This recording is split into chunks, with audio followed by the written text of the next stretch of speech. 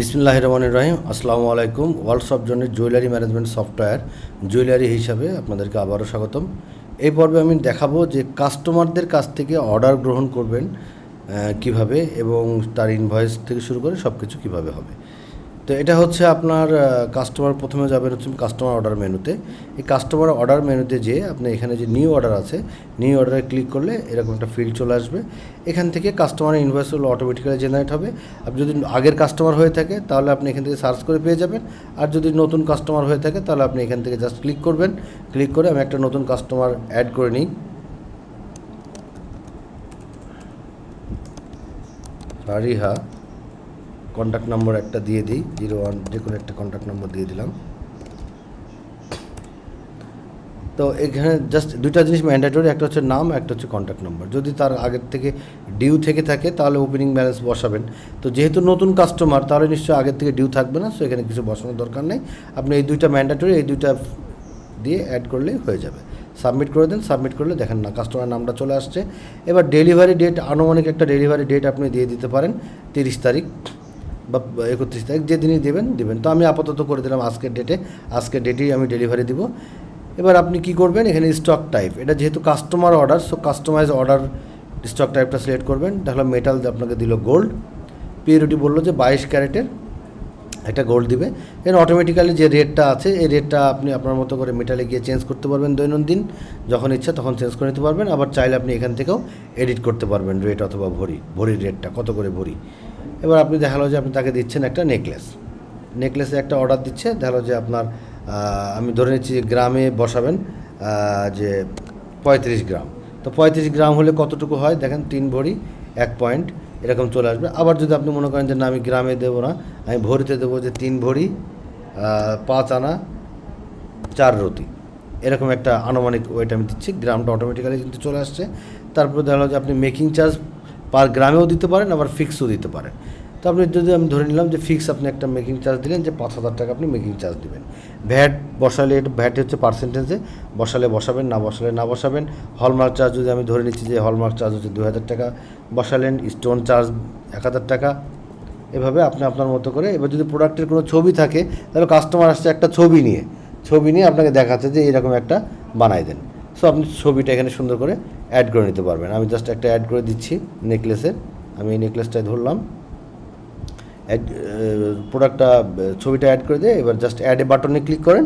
এখানে দেখেন নিচে চলে আসছে কতটুকু ওজন এবং কতটুকু টোটাল মেটাল ভ্যালু কত আসছে, প্রাইস সব কিছু মিলায় কিন্তু চলে আসছে। এবার এখানে এখানে চলে আসবে অটোমেটিক্যালি মেটাল প্রাইস, তারপরে stone making charge, hallmark charge সব দেখেন নিচে কিন্তু সব চলে আসছে। এখন টোটাল বিল হয়েছে কত টাকা, 5,77,749 টাকা 6 পয়সা। আপনি যদি কিছু ডিসকাউন্ট এখন দিতে চান দিবেন, আর যদি মনে করেন যে আমি একবার ফাইনাল একটা ডিসকাউন্ট দেবো যখন প্রোডাক্ট ডেলিভারি হবে আপনি তখনও দিতে পারেন। তো আমি এখন ধরে নিচ্ছি যে এখন কোনো ডিসকাউন্ট আপনি দিলেন না। তো এইটা করার পরে কি হবে, যে কাস্টমার আসার পরে কিছু টাকা আপনাকে পেমেন্ট করবে ক্যাশে, কিছু ব্যাংকে বা কিছু মোবাইল ব্যাঙ্কিংয়ে, আর একটা হয়তো বা সে আগের কোনো পুরাতন গোল্ড নিয়ে আসছে, গোল্ড নিয়ে এসে বলছে এইটার সাথে অ্যাডজাস্ট করতে। তো আপনি সাবমিট করেন। সাবমিট করলে দেখেন চলে যাবে হচ্ছে আমাদের, সাবমিট যখন করবেন তখন কিন্তু চলে যাবে সরাসরি পেমেন্ট ডিটেলসে, যে আমাদের যে পেমেন্ট মডিউল, সেই মডিউলে চলে যাবে। এই যে এখানে চলে আসছে। আসার পরে আপনি এবার মেথড সিলেক্ট করবেন যে কোন মেথডে সে টাকা দিবে আপনাকে। তাহলে প্রথমে আপনাকে ক্যাশ দিল, সে আপনাকে 50,000 টাকা ক্যাশ দিল। আপনি 50,000 টাকা অ্যাড করেন, এই যে 50,000 টাকা বসায় অ্যাড করে দেন, এই যে নিচে অ্যাড হয়ে যাবে। এবার দেখা গেলো যে সে আপনাকে বললো যে কিছু আপনার ব্যাংকে দিবে কিছু। তো ব্যাংকে দিলে আপনি এখানে ব্যাংকের ডিটেলস বা চেক নাম্বার, যে এরকম যদি কোনো কিছু থেকে থাকে, আপনি দেখা গেলো যে DBBL ব্যাংকের কোনো একটা দিয়ে দিলেন অ্যাকাউন্ট নাম্বার কিংবা চেক নাম্বার, এখানে একটা চেক নাম্বার দিয়ে দিলেন। দিয়ে দেওয়ার পরে এখানে কিন্তু বাকি যে 50,000 টাকা দেওয়ার পরে বাকি কত টাকা থাকছে সেটা কিন্তু এখানে অটোমেটিক্যালি চলে আসছে। এখন তাহলে সেই আপনাকে এখান থেকে দিল 1.5 লক্ষ টাকা, এটাও আপনি অ্যাড করেন।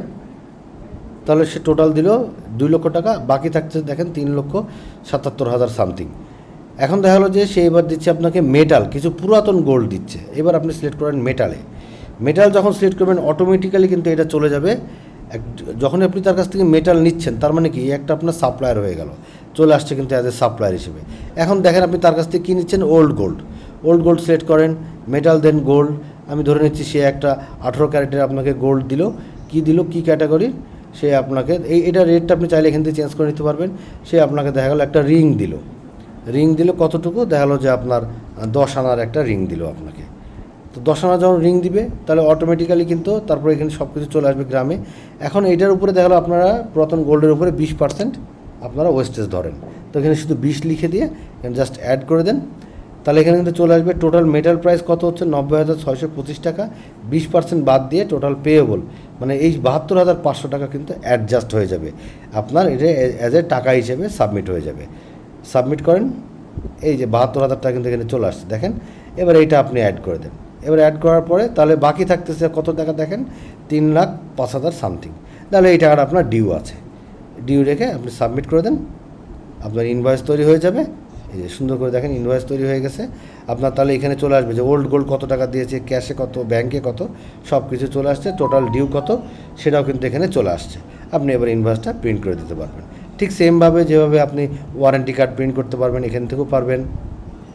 ওয়ারেন্টি কার্ডের ব্যাক পার্ট, তারপর আপনার যা কিছু আছে সব কিছু আপনি এখান থেকে প্রিন্ট করে দিতে পারবেন। ঠিক আছে, এই হচ্ছে আপনার কাস্টমার অর্ডার। তো এখন যদি আপনি কাস্টমার অর্ডারে যান, যদি এবার অর্ডার লিস্টে চলে যান, তাহলে অর্ডার লিস্টে গিয়ে দেখতে পারবেন যে কাস্টমার অর্ডারে এই যে ফারিহার যে কাস্টমার অর্ডার, এই কাস্টমার অর্ডারটা কি এত টাকা টোটাল বিল, এত টাকা রিসিভ করা হয়েছে, এত টাকা ডিউ এখন আছে, তাহলে কি এটা নিউ অর্ডার। আপনি অর্ডারের স্ট্যাটাস অনুযায়ী কিন্তু সার্চ করতে পারবেন যে কোনটা কী পর্যায়ে আছে। এখন এই অর্ডারটা যখন আপনি নিয়েছেন কাস্টমারের কাছে, এবার আপনি কি করবেন, আর্টিসানকে অর্ডারটা দিবেন যে প্রোডাক্টটা বানানোর জন্য। আপনি সিলেক্ট করেন ওয়ার্ক অর্ডার টু আর্টিসান। এই যে আপনি অর্ডারের কি কোনটার এগেনস্টে অর্ডার দিচ্ছেন, এইটার এগেনস্টে অর্ডার দিচ্ছেন। ঠিক আছে, এই যে দেখেন এটা ডিটেলস চলে আসছে। এখন আপনি দেখালো যে তাই সে আর্টিসানের নাম সিলেক্ট করলেন, নাম সিলেক্ট করে তাকে দিয়ে দিলেন কি র গোল্ড বা গোল্ড বার দিচ্ছেন। ঠিক আছে, গোল্ড বার দিচ্ছেন, যখনই গোল্ড বার দেবেন তখন তো এর একটা থাকবে, কোড থাকবে বার গোল্ড। তো এই যে কোড আছে এটার এগেনস্টে আপনার টোটাল কতটুকু এখনও আছে জমা স্টকে, সেটা ওখানে অটোমেটিক্যালি চলে আসবে। এবার আপনি দেখালো যে এখান থেকে আপনি সাপোজ ওকে দিচ্ছেন 2 ভরি আপনি গোল্ড বার দিচ্ছেন, অ্যাড করে দেন। এই যে এখানে কিন্তু অ্যাড হয়ে যাবে। এরকম আপনি যত গোল্ড আছে সেটা আপনি অ্যাড করে দিতে পারবেন। এবং আপনি যদি মনে করেন যে না আমার এটা ভুল হয়েছে, আপনি আবার এই জাস্ট এখানে ক্লিক করেন, আবার রিমুভ হয়ে যাবে। সো আপনাকে যেটা করতে হবে কি, যে আপনি আর্টিসানকে কী দিচ্ছেন, গোল্ড বার দিচ্ছেন বা র গোল্ড দিচ্ছেন, সেটা জাস্ট এখানে সিলেক্ট করবেন। সিলেক্ট করে আপনি এখান থেকে অর্ডারটা দিয়ে দিবেন। তো আপনি ধরেন 2 ভরি দিচ্ছেন তাকে। এবার আর্টিসানকে কী দিচ্ছেন, টাকা দিবেন হচ্ছে গ্রামে কিংবা ফিক্সড। আমি ধরে নিচ্ছি ফিক্সে দিচ্ছেন। কত টাকা দিচ্ছেন, এইটা বানানোর জন্য 3,000 টাকা দিচ্ছেন। তো 3,000 টাকা দিয়ে এখানে অ্যাড করে দেন। এই যে চলে আসছে সব। আর্টিসানের পেমেন্ট কত, 3,000 টাকা। আপনি জাস্ট এখানে যদি পেমেন্ট দিতে চান তাহলে এখান থেকে পেমেন্ট দিয়ে এখানে পেমেন্ট অ্যাড করে দেবেন, আর যদি না দিতে চান তাহলে দেওয়ার দরকার নেই, জাস্ট সাবমিট করে দেন।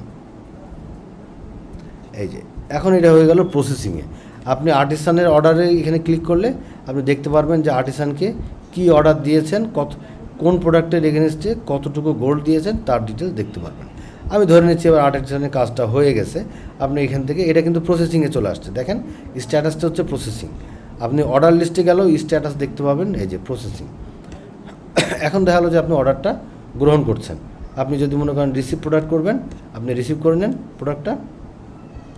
আমি কনফার্ম করে দিচ্ছি, এই যে রিসিভ হয়ে গেছে। তার মানে প্রোডাক্টটা আপনি গেলে এই যে এখানে রেডি টু ডেলিভার, এখন প্রোডাক্টটা রেডি হয়ে গেছে, রেডি টু ডেলিভার। এখন যদি এরকম হয় যে আপনার তাহলে প্রোডাক্টটা কিছুটা কম বেশি হয়েছে, জাস্ট আপনি এখানে ক্লিক করে এডিট করবেন। এডিট করে প্রোডাক্টটা কম বেশি করে নিতে পারবেন। কীভাবে, এখানে এডিট করছেন, এই প্রোডাক্টটা চলে আসছে, এই প্রোডাক্টে ক্লিক করেন, এখানে করে দেখা গেলো যে এই যে 5 আনার জায়গায় হয়ে গেছে 6 আনা, আপনি 6 করে দেন, করে দিয়ে আবার অ্যাড করে দেন। এই যে প্রোডাক্টটা কিন্তু আবার রেট বেড়ে গেছে, বেড়ে যেয়ে এই যে টোটালটা হয়েছে, দিয়ে আপনি আপডেট করে দেন। এই যে দেখেন সব কিছু সেম আছে, জাস্ট ডিউ অ্যামাউন্টটা বেড়ে গেছে।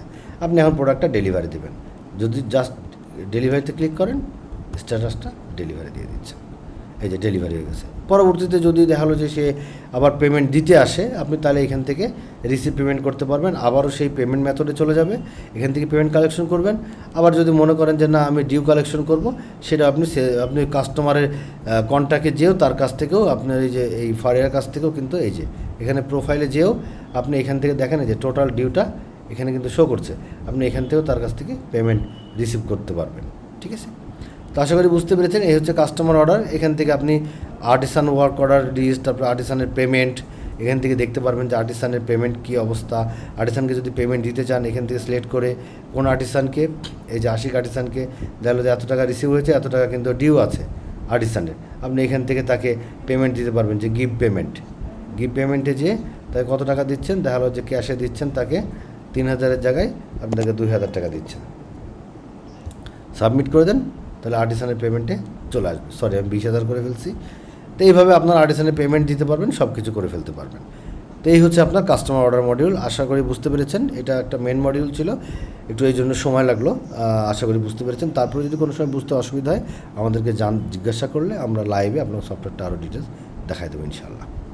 তো আজকে এই পর্যন্তই, ভালো থাকবেন, আসসালামু আলাইকুম।